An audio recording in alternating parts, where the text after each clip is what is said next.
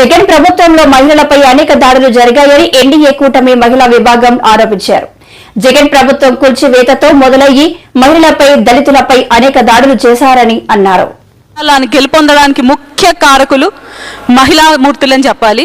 ఎందుకంటే నవరత్నాల పేరుతో, మేనిఫెస్టో పేరుతో రకరకాల హామీలని, అబద్ధపు బూచులను చూపించి మహిళా లోకాన్ని ఈరోజు మోసం చేస్తూ, సంక్షేమ పథకాలతో ఒక మోసం అయితే మద్యపాన నిషేధం చేస్తానని, వాళ్ళ భర్తల, వాళ్ళ బిడ్డల ఆరోగ్యాలు బాగుపడతాయని నమ్మిన మహిళామూర్తులు జగన్మోహన్ రెడ్డి గారిని గెలిపిస్తే మీరు చూస్తున్నారు ఈ ప్రభుత్వంలో చీప్ లిక్కర్ని అందుబాటులోకి తెచ్చి, గమనిస్తున్నారు, చీప్ లిక్కర్ని అందుబాటులోకి తెచ్చి అత్యధిక రేట్లకు అమ్ముతూ వాళ్ళ ఆరోగ్యాలు ఎలా పాడు చేస్తున్నారో మనం చూస్తున్నాం. రీసెంట్గా 25,000 కేజీల డ్రగ్స్ మన రాష్ట్రంలో పట్టుబడ్డాయి. ఇంతవరకు దీనికి గల కారకులు ఎవరు, దీన్ని ఎవరు సరఫరా చేస్తున్నారు, దీని వెనుకున్న ఈ పొలిటికల్ టీం ఏంటి, వైసీపీ పార్టీ బయటపడట్లేదు, ఏ ఎంక్వైరీ కూడా చేయట్లేదు. దీనివల్ల ఎంతమంది ఆడబిడ్డలకి అన్యాయం జరుగుతుందో, విచ్చలవిడిగా డ్రగ్స్, మద్యం, గంజాయి రాష్ట్రంలో ఎలా చలామణి అవుతుందో కూడా మీరు చూస్తున్నారు. ముఖ్యంగా మేము స్ట్రాటజికల్గా ప్రతి ఒక్కటి లెక్కలతో చూపించి మాట్లాడడానికి ఈరోజు సిద్ధంగా ఉన్నాం జగన్మోహన్ రెడ్డి గారి ప్రభుత్వానికి.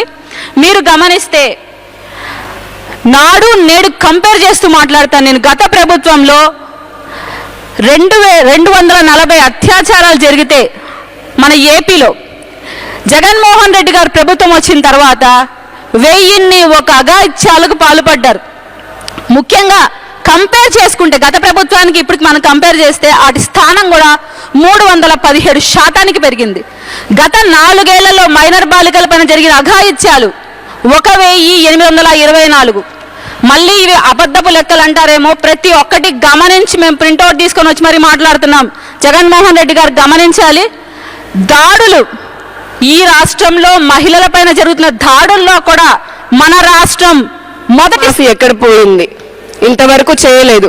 మీరు ఇస్తాన్న చేయూత కానీ, ఆసరా కానీ, ఇతర స్వయం ఉపాధికి సంబంధించి నైపుణ్య శిక్షణ కానీ, లేదా కేంద్ర ప్రభుత్వ పథకాల్లో వారిని చేర్పించే విధానంలో కానీ ఎక్కడైనా సరే మీ ప్రభుత్వం కానీ, మీ మంత్రులు, పేరుకే మంత్రులు, బూతు పురాణాలు ఎత్తమంటే మడుగు ఒక్కొక్క మంత్రి కూడా ఒక్కొక్క శాఖలో నిష్ణాతులు అవుతారు. మళ్ళీ 5 సంవత్సరాలు ఏ ఒక్క మంత్రి నా శాఖలో నేను ఇది చేశారని ప్రెస్ మీట్ పెట్టిన దాఖలాలు లేవు. కానీ బూతులు ఎత్తమంటే ఒక్కొక్కరిది ఒక్కొక్క స్టైలు. అమ్మ బాబును మొదలు పెడితే ఎక్కడెక్కడికో మాట్లాడేటటువంటి స్టైల్ ఉన్న మీ వైసీపీ మంత్రులు మళ్ళీ అభివృద్ధి గురించి వాళ్ళని ఏమాత్రం సిగ్గు లేకుండా మన జగన్మోహన్ రెడ్డి గారు మళ్ళీ చెప్తారు. సౌమ్యులు, మంచివారు అని చెప్పని ఆయనకే తెలియాలి. ఆడవాళ్ళని పొద్దున లేస్తే కించపరిచేటటువంటి వారు ఏ విధంగా సౌమ్యులయ్యారో, లక్షల కోట్లు దోచుకుంటున్నటువంటి మీ నాయకులు ఏ విధంగా మంచివారు అవుతున్నారో, ఈ రాష్ట్రంలో ఎటువంటి పాలన అందించబోతున్నారు అనేది.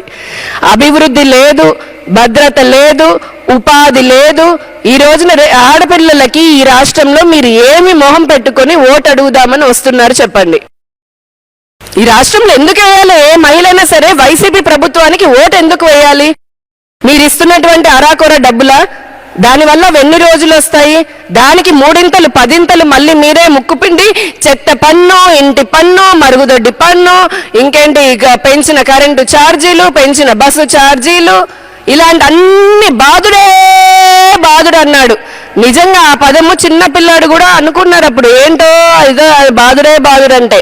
ఈ రోజు ప్రతి ఇంట్లో ఉన్నటువంటి మహిళలకి, ఈ రాష్ట్రంలో ఉన్న ప్రజలకి బాధుడు, దానింత మరింత బారున బాధుడు. రక్తాన్ని పిండి ఈ రాష్ట్రాన్ని ఏమాత్రము శక్తి లేనటువంటి రాష్ట్రంగా తయారు చేసుకుంది వైసీపీ. మీరు ప్రజల దగ్గరికి వెళ్ళి మేము సిద్ధమా అని చెప్పని అడుగుతున్నారు. ప్రజలు కూడా చాలా సిద్ధంగా ఉన్నారు. ఇటువంటి అరాచక అవినీతి పాలన చేసేటటువంటి వైసీపీని ఇంటికి కానివ్వండి, ధాన్యం కొనుగోలు కేంద్రాలు కానివ్వండి, అలా ఎన్నో సమర్థవంతంగా నిర్వహించగలరు డ్వాక్రా మహిళని చెప్పి వాళ్ళకి అప్పగించడం జరిగింది. ఆంధ్రప్రదేశ్ డ్వాక్రా మహిళల్ని ప్రపంచ చిత్రపటంలో చూపించింది చంద్రబాబు నాయుడు గారు. ఈరోజు అటువంటి డ్వాక్రా వ్యవస్థని నిర్వీర్యం చేసి కనీసం వారిని పట్టించుకోకుండా డ్వాక్రా మహిళలు దాచుకున్నటువంటి పొదుపు సొమ్మును కూడా 30,000 కోట్లు ఈ జగన్మోహన్ రెడ్డి ప్రభుత్వం తీసుకున్నారనకూడదండి, దొంగతనం చేశారనాలి. ఏదైతే వారి అభయహస్తం ద్వారా దాచుకున్నటువంటి 2,500 కోట్లు కూడా ఈ ప్రభుత్వం తీసుకోవడం జరిగింది. ఈ యొక్క ముఖ్యమంత్రి చేతగాని అసమర్థత ముఖ్యమంత్రి ఎన్నో నేను సంక్షేమ పథకాలు ఇస్తానని చెప్తా ఉంటాడు.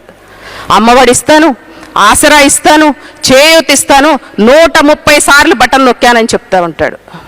అలాగే 130 సంక్షేమ పథకాలను ఎత్తేసినటువంటి పరిస్థితి కూడా.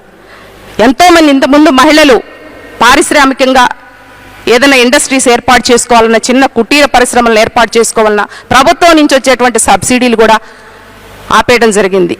అలాగే ఏదైతే గ్రామీణ ప్రాంతాల్లో ఉన్నటువంటి మహిళలకి వృత్తి నైపుణ్యంలో శిక్షణ ఇచ్చే కార్యక్రమాన్ని గత ప్రభుత్వంలో చేస్తే ఈరోజు అవి కూడా తీసివేసి మహిళా సంక్షేమానికి నేను ఏం చేశాను అనేది ఒకసారి జగన్మోహన్ రెడ్డి గారు కానీ, వారి ప్రభుత్వం కానీ, వారి మంత్రులు కానీ చర్చకు వస్తే మేము చెప్పడానికి సిద్ధంగా ఉన్నాం. దాదాపు గత ప్రభుత్వంలో చంద్రబాబు నాయుడు గారు 2014లో ముఖ్యమంత్రి అయ్యే నాటికి 13,600 కోట్లు మాత్రమే రుణమాఫీ ఉంటే, రుణమాఫీ కానివ్వండి, పసుపు కుంకం కానివ్వండి, అలాగే సున్నా వడ్డీ రుణాలు కానివ్వండి, మొత్తం టోటల్గా 23,000 కోట్లు రుణమాఫీ చేసినటువంటి ప్రభుత్వం గత ప్రభుత్వం. ఈ ప్రభుత్వం అధికారంలోకి వచ్చే ముందు తన సాక్షి పేపర్లోనే రాశారు 27,000 కోట్లు రుణాలు మాఫీ చేస్తానని. దాన్ని 25,000 కోట్లకే కుదించేసి అందులో కూడా కోతలు కొద్ది మందికే 78 లక్షల మందికి మాత్రమే